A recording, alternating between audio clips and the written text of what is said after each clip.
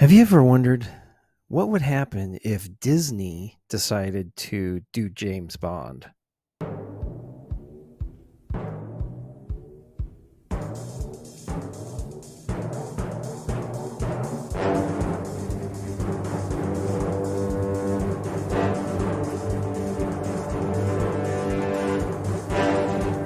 Okay, well, first of all, I just want to say, heaven forbid Disney ever gets their grubby little paws on James Bond. I would certainly hope that that never gets sold over to them. They would change it way too much. And we've already seen history of that, of how they've changed other things that they've purchased and taken ownership of. But that's not what this discussion is actually about. I want to introduce to you an already existing Disney James Bond.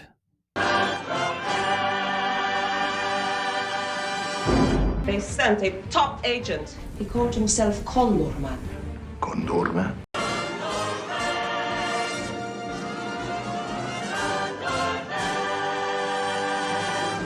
Who? Condorman! You are not serious. Yes, Condorman. Now listen, this is not the seriousness of most of the James Bond movies. And in fact, if you were to take like the silly campiness that's involved with the James Bond, in certain parts of the James Bond movies, that would be Condorman. So it's kind of like a mix between a spy movie like a James Bond and I don't know, maybe a 70s style make of Spider-Man, those old 70s Spider-Man movies. So if you were to mix that style of a old Spider-Man movie with a spy movie, yeah, it's kind of like half superhero, half spy. But I'm here to tell you that it's much better of a movie than I believe it seems to get credit for. And I believe it's a very close mimic of an early version of kind of what a Disney James Bond would have been like. So let me tell you what the premise of this movie, Condor Man, is. Comic artist and writer Woody. He performs a simple courier operation for his friend Harry, who works for the CIA. But when Woody successfully fends off some hostile agents during this little drop-off mission of information, well, he gets the attention and the respect of the beautiful Natalia, who goes by the code name The Bear. She's a Russian spy, and she requests his assistance for her defection. So she wants to defect, and she wants Woody, who had introduced himself as Condor Man, to help her with her defection. Now, Woody, he fell in love with her during that mission, just absolutely head over heels. And as said, he's a comic artist and writer, so he even incorporates her and makes her into a character in his comics. Well, Woody uses this request as leverage to use the CIA's resources to bring his comic book creation, Condor Man, to life and to battle the evil Krokov, who is the head of the Russian spy network that Natalia works for, and who, by chance, is the one that she's in a relationship with, an abusive relationship with. In fact, it's a very scary relationship. Now, this came out in 1981, which means I was 10 years old when this movie came out. And I'll tell you, there were parts of it that were very serious, that were almost a little scary, to be honest, for me as a kid. Now, it is light. It's rated G. It's the old Disney style of movie. But I want to tell you a couple other things that make this a little bit more of a serious movie. So Michael Crawford, he plays Woody Wilkins, the artist, the cartoonist, and he does a great job. His acting's a little over the top. Michael Crawford's acting was always that way. He went on to become more famous for being the Phantom of the Opera. If you buy the CDs of the, I believe it's like the 80s production, the Broadway production of Phantom of the Opera, that's Michael Crawford, who is the Phantom. And he's Condorman, and he wants to bring Condorman to life. So he uses the CIA to build all the gadgets that he's come up with in his comics, and he even follows the plot line of his comics to carry out the defection for Natalia. Now Natalia, she is played by Barbara Carrera, who would go on later to be a Bond girl in Never Say Never Again. Sit up. Your gun. Carefully. You're quite a man, Mr. James Bond. But I am a superior woman. Now, I'm going to tell you right now, I dare you, I defy you not to fall in love with Natalia while watching this movie. You really do begin to care for this character. You want to protect her because she's in this really scary relationship with Krakow, the head of the Russian spy intelligence or whatever. Are they the KGB? They might be the KGB still at that point. But so yeah, she's the secret agent, and she carries herself off as cool and collected. But while at home, she is a cowering mouse of a character, of a figure, of a woman who has to be very careful around the anger of Krakow and his obsessiveness with her. Oliver Reed plays Krakow. And if you know Oliver Reed as an actor, he was known as an actor that kind of took his characters and almost went too far with them. And if his character was abusive, he almost became an abusive co-worker while on set.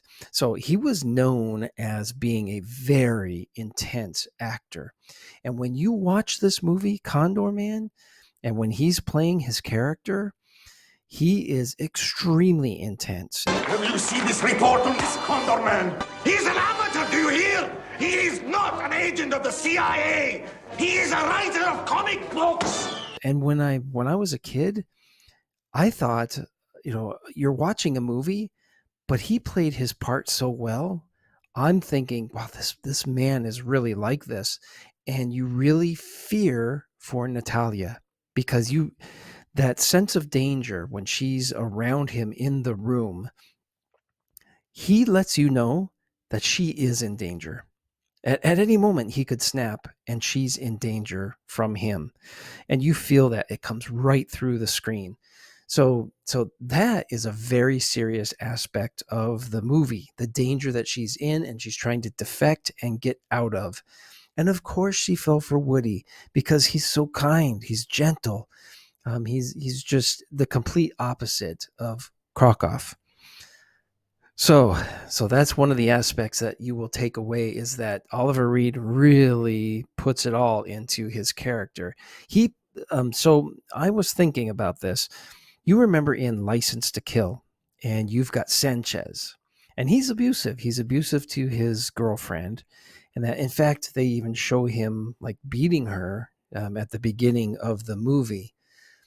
Oliver Reed as Krakow, without ever touching Natalia in the movie, and that you fear for her safety almost more than you do for the girlfriend of Sanchez in License to Kill.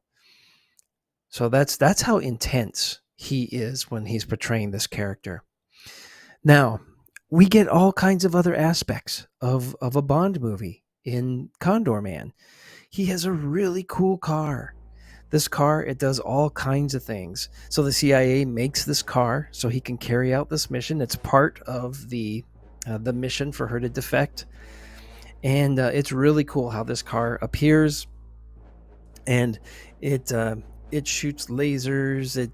It does all kinds of things. I'm not going to give it away because that car chase scene, the car chase scene in Condorman, is really fun. It's a lot of fun. Lots of explosions, lots of crashes, lots of tight corners. It's a lot of fun, and the music and everything. It's you'll love it. He also has a boat. So there's a boat that Condorman has with a lot of the kind of the same gadgets as the car. And he does this hang gliding, but he has his own wings kind of thing as Condorman, so he can actually fly. That's how you're introduced to him in the beginning of the movie, an attempted flight that doesn't quite pan out. And so he has that. We wind up in the Swiss Alps.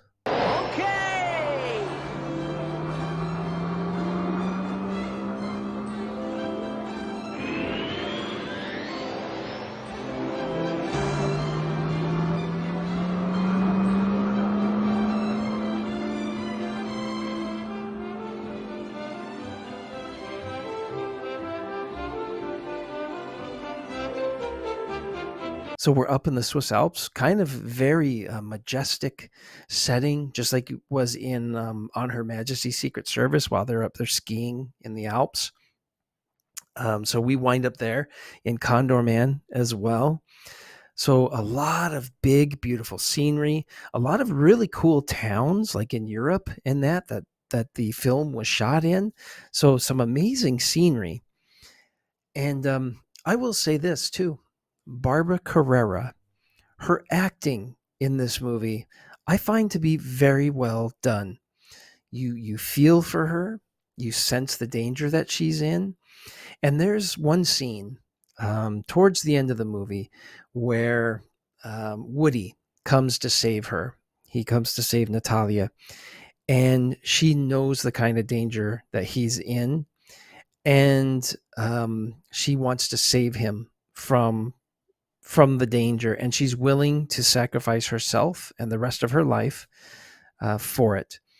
And so she has to try to convince him that she's not in love with him, she's not interested, and he just needs to go and leave her alone and never come back. And she had really didn't want anything to do with him, and it was all just make believe anyway, and he should just leave her alone.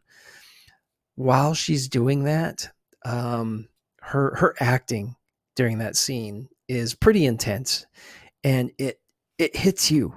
It hits you in the chest. You just feel the pain between them. It's something else, I tell you. So there's some good acting in it, but I'm not going to say this is a masterful movie.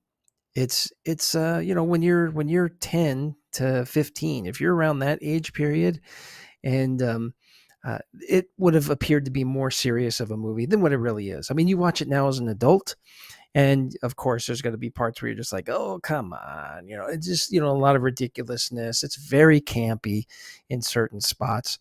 So when I suggest that you watch this movie, this Disney version of Bond, a Disney version live action movie of a Bond style character, watch it with your eyes of your youth. If you watch it as an adult and you critique it as you would a movie as an adult, of course it's going to be ridiculous. But if you watch it through the eyes of your youth, and in that sense of recapturing a little bit of the innocence of what it felt like to watch a movie and try to really immerse and believe that it's real and going on, and that these characters really exist, and just throw yourself into the action of it, and just go along for the ride, it can be quite a fun watch. I've been wanting to do a video on Condorman for a long time because there's so many people that I've met in my life, and we're talking old Disney movies, and I'll be like, have you ever watched Condorman? And Condorman? No, sorry, never even heard of it. So then I start telling them about it, and they're like, oh, I should watch it. My kids, I made them watch it, and they were just kind of like, oh, Dad, this is stupid. So they had already been poisoned by more modern cinema, so they were used to like Marvel type special effects and things like that, and so they didn't quite enjoy it as much as I did, because I mean, to me, back in the day when this movie came out, the effects and all the gadgets and things of this movie, they were really cool at that time.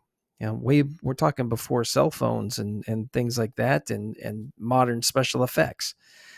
So again, give it a watch. Don't expect it to be a, a masterpiece in film.